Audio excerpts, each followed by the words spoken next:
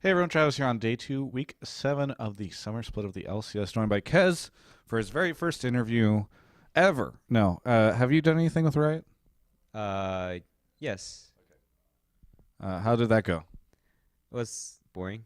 You already smiled. Probably was like he won't smile at all in any of his interview in any of the interview, and then you immediately smile. I'm smiling because it's kind of awkward for me. Yeah. How come? Because I don't like interviews. How come?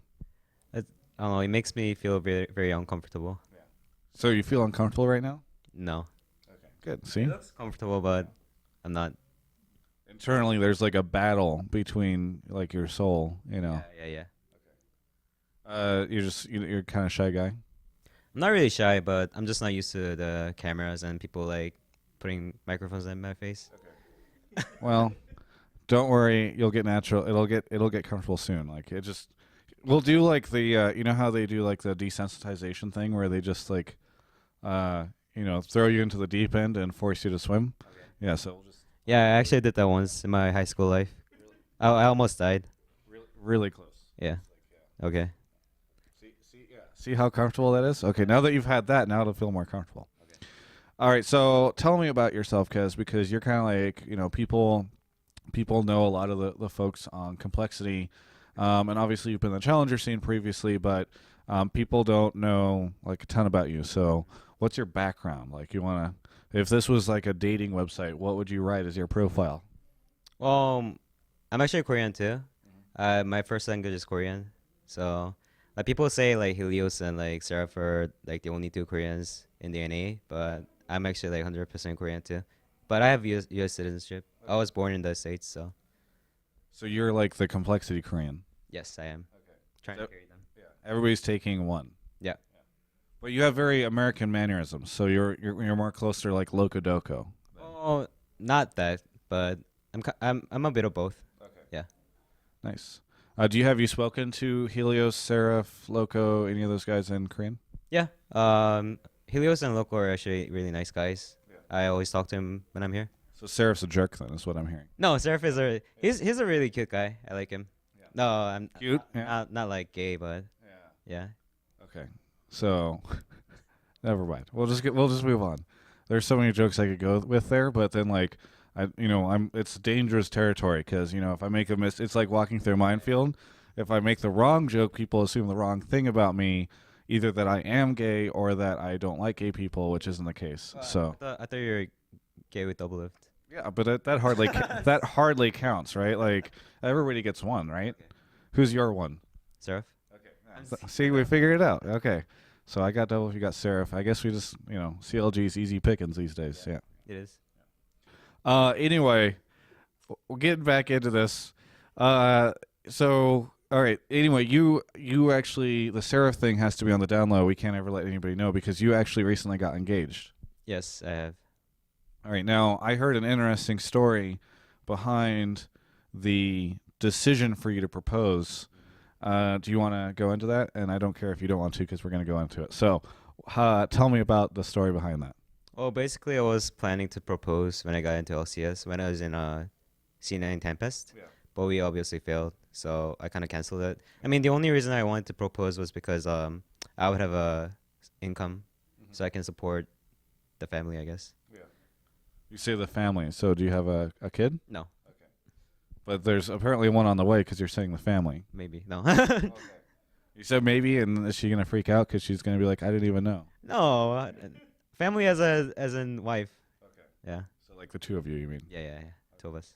Okay, so then you didn't get in, so then you were like, okay, clearly fate doesn't want us to be together, so you broke up with her then. Is that what I'm hearing? No, we didn't break up, but I was really depressed or sad. Not that depressed, but after we failed, I was really sad.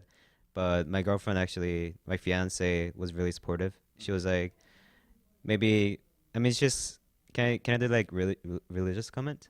I mean, she's Christian, so she was, I mean, she's not that Christian, but she was like, maybe God has other meaning that I failed. So I was like, oh, maybe. And then I got into this team. So, I mean, I'm not Christian, but yeah.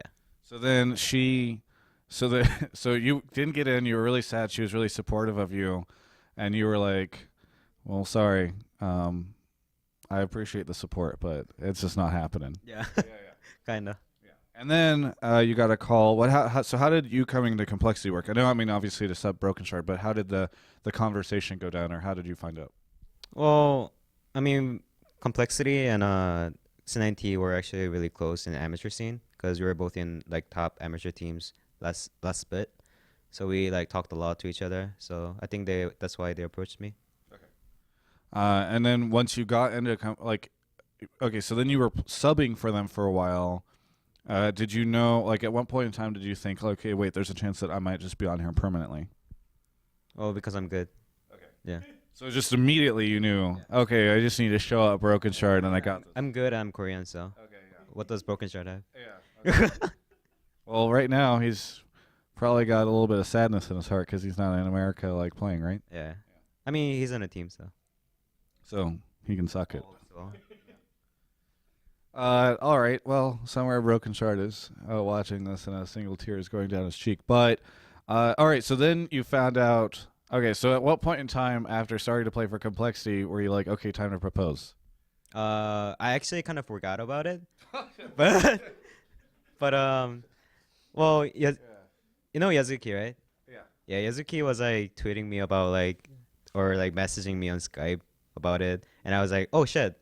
Yeah. Can I say? Oh, Yeah. Yo, you're good. yeah. I was like, oh shit, I forgot about it. So I was like, maybe I should do it. So I got a 1 week off. Yeah. I went back to New York, and then I proposed and I came back. Okay.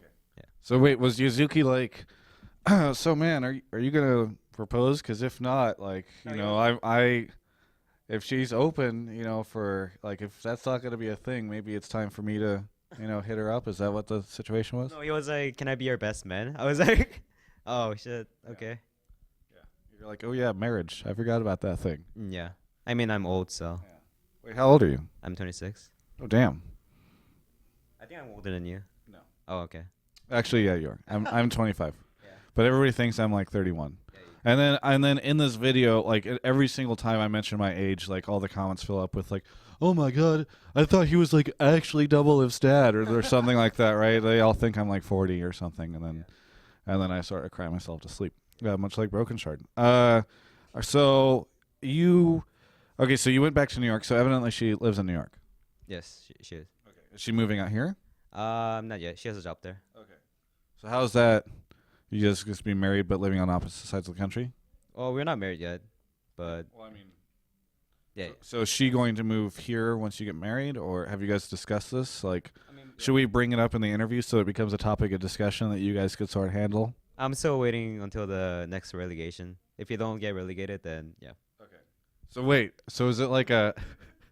So you proposed, but it's like a a proposal with like a you know, you can get out kind of clause. Yeah. Yeah. Yeah. On the condition that I don't get relegated, we'll continue this engagement. Otherwise, it is terminated at the date of my. Okay, so she's gonna be really hoping that you stay in. Yeah, exactly. I have to say that you have had one of the more unique like proposal stories that I've ever heard. You know, I've never. Yeah. You just love a girl and you just propose when you think it's the right time. Yeah. So that's what I did. Yeah.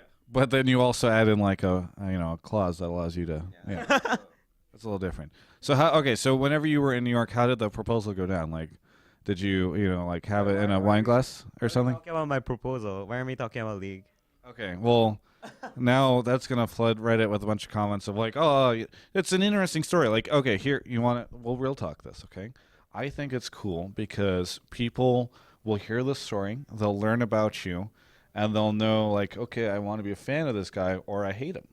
And which drives the scene forward. People watch the games, it builds hype, etc. We'll definitely talk about the game in a second, but because you know your teammates threw you under the bus and told me I had to talk to you about this, I really want to talk about it. So, last question on this is, how did the proposal actually happen?